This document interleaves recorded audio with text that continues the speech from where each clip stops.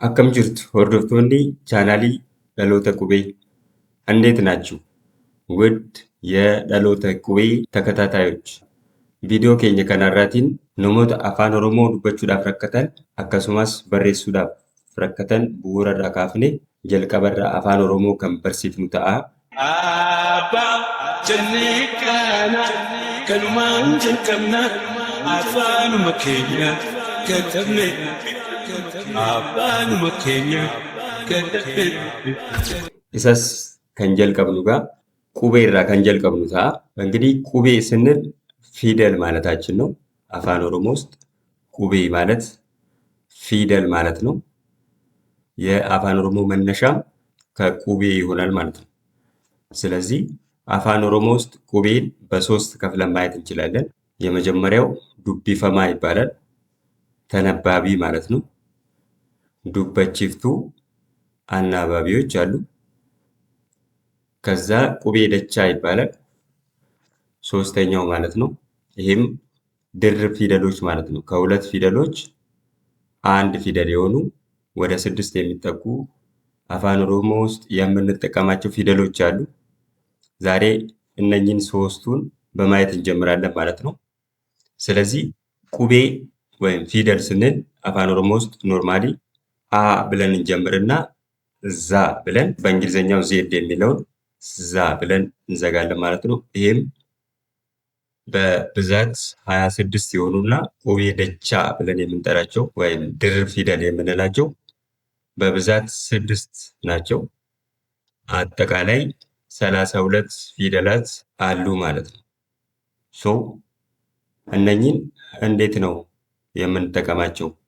ድምፅ ስናወጣስ ወይም ሰገሌ የምንለውን እንዴት ነው የምንጠቀመው የሚለውን ከዛሬ ጀምሮ በተከታታይ የምናይ ይሆናል ማለት ነው።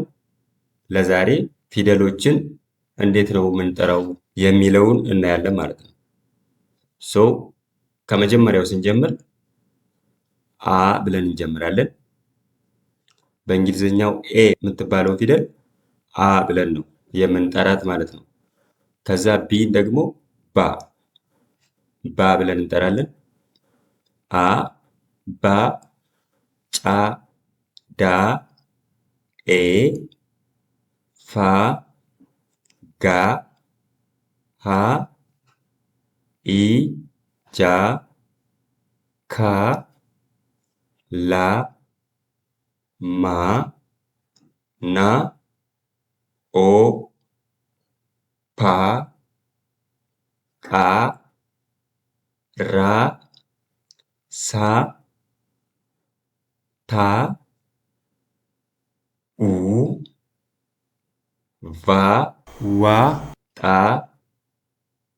ያ ዛ ብለን እንጨርሳለን ማለት ነው። ስለዚህ ፊደላት ከአ እስከ ዛ እንደዚህ ተብለው ይጠራሉ ማለት ነው። እንግዲህ ከነዚህ ውስጥ ቅድም እንዳልነው ተነባቢ፣ አናባቢ እና ድርብ ፊደላት ብለናል። ዱቢፈማ፣ ዱበቺፍቱ ፊ ቁቤ ደቻ ብለን የምንጠራቸው በሶስት መክፈል እንችላለን ማለት ነው። እንግዲህ ተነባቢ የምንላቸው ከአምስቱ አ፣ ኤ፣ ኢ፣ ኦ፣ ኡ ብለን ከምንጠራቸው ከአናባቢዎች በስተቀር 21ዱ የቀሩት ፊደላት ተነባቢ ብለው ይጠራሉ። አምስቱ አሁን የጠራናቸው አ፣ ኤ፣ ኢ፣ ኦ እና ኡ አናባቢ ተብለው ይጠራሉ። ድርብ ፊደላት የምንላቸው ደግሞ በብዛት 6 ናቸው ብለናል። ጫ የምንላት ሲ እና ሀ የምንላት በእንግሊዝኛው ኤች አንድ ላይ ቻ ተብለው ይጠራሉ አፋን ኦሮሞ ውስጥ። ዳ የምንለው ዲ እና ሀ የምንለው ኤች አንድ ላይ ጣ ተብሎ ይጠራል ማለት ነው። ሶስተኛው ና የምንላት በእንግሊዝኛው ኤን የምንለው እና ያ የምንለው ወይም ዋይ ኤን እና ዋይ ና ፊ ያ አንድ ላይ ሲነበቡ ኛ ተብሎ ይነበባሉ። ኛ ተብሎ አንድ ድርብ ፊደል ይፈጥርልናል ማለት ነው። ሌላኛው ፓ እና ሃ ፒ ኤንድ ኤች ፓ ፓ ሳይሆን አ ብለን እንጠራለን። አምስተኛው ሳ እና ሃ ወይም ኤስ እና ኤች ሻ ብለን ነው የምንጠራው። አፋን ኦሮሞ ውስጥ ሻ ብለን እንጠራለን። የመጨረሻው ታ እና ሳ ነው ወይም ደግሞ ቲ እና ኤስ ብዙ ጊዜ አፋን ኦሮሞ ውስጥ የማንጠቀምበት ግን እንደ ፊደል የምንጠራው ጻ ነው። ጻ ብለን እነኚህ ስድስቶቹን ቻ፣ ዳ፣ ኛ፣ ጳ፣ ሻ እና ጻ ብለን ስድስቱን ድርብ ፊደል ብለን መጥራት እንችላለን ማለት ነው። ስለዚህ እነኚህን ተነባቢ፣ አናባቢ እና ድርብ ፊደላት እነሱን ተጠቅመን እንዴት ድምፅ መመስረት እንችላለን የሚለውን አሁን እናያለን ማለት ነው።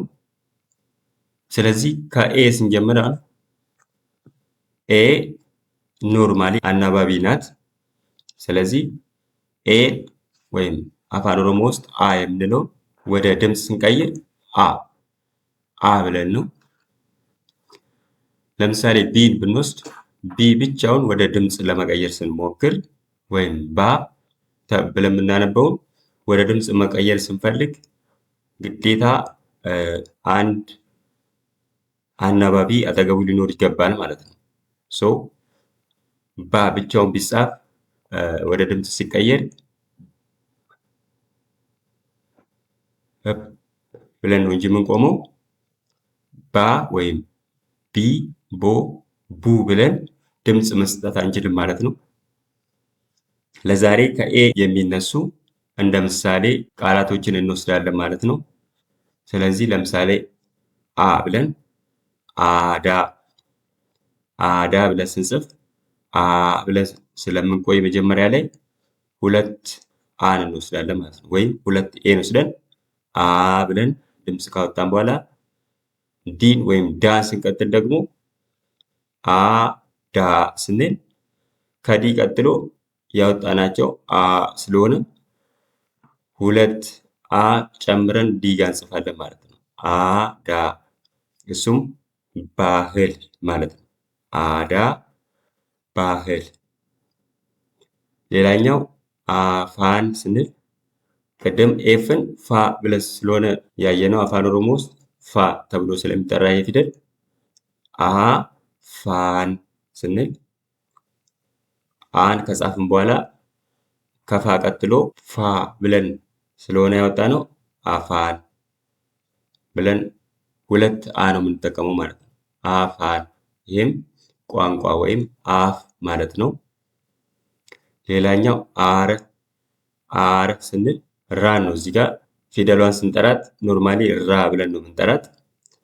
ነገር ግን ወደ ድምፅ ሲቀየር አንድ አ ነው መጨረሻ ላይ ያለው። ስለዚህ አራ ከምንል አር ለማለት አንድ ኤ ስንጠቀም ራ የምንለውን ወደ ረ ብለን ነው አጠር የምናደርገው ማለት ነው። ስለዚህ አር ብለን እንደዚህ ከጻፍን በኋላ አር ማለት ደግሞ ጭስ ማለት ነው።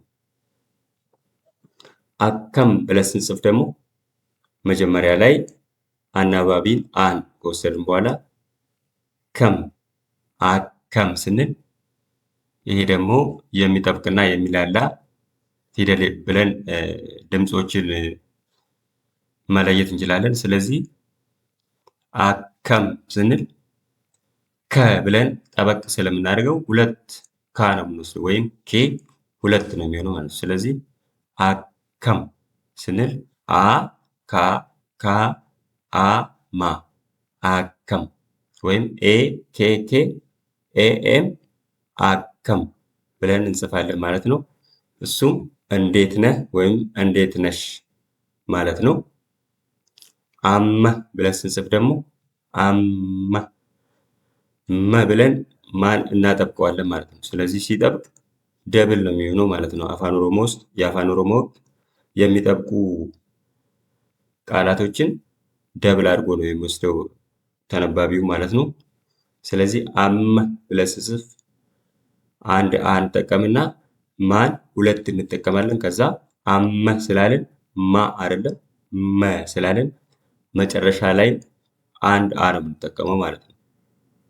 አም ማለት ደግሞ አሁን ማለት ነው። ስለዚህ እነኚህን እንደ ምሳሌ ወስደን የዛሬ ቪዲዮን ጨርስና በስፋት ደግሞ ከዚህም በኋላ እንዴት ከፊደላት ላይ ድምፅን እንዴት ነው ማውጣት የምንችለው የሚለውን ዲቴይል በቀጣይ ቪዲዮ ይዘን እንመጣለን ማለት ነው። የዛሬ ቪዲዮ ይሄን ይመስላል። ተመችቷችሁ ከሆነ ላይክ አድርጉልን። እንደዚህ አይነት ተከታታይ ትምህርቶችን ለማግኘት ደግሞ ሰብስክራይብ ማድረግ እንዳትረሱ። ኮመንት ላይ ደግሞ ያላችሁን ሀሳብ መጨመር ያለበትን ነገር አሳውቁን። በቀጣይ ቪዲዮ እንገናኛለን። መልካም ጊዜ፣ መልካም ሳምንት። አባ ጀኒካና ከሉማን ጀንከምና አፋኑ መኬኛ ከተሜ አባኑ መኬኛ ከተሜ